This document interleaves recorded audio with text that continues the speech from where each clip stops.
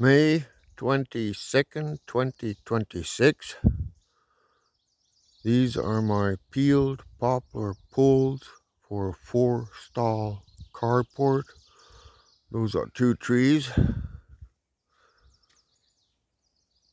that I cut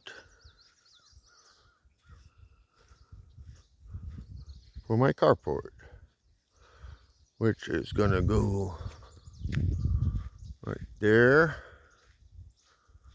And there's another 7 trees. Those buggers are pretty heavy to move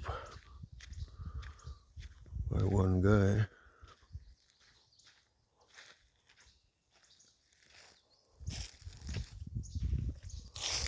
To get a better dimension, that's my foot. And these are 7 trees.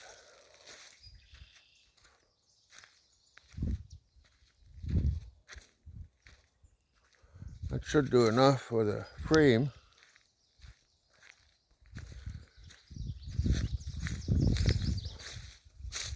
And this is where it's going to be.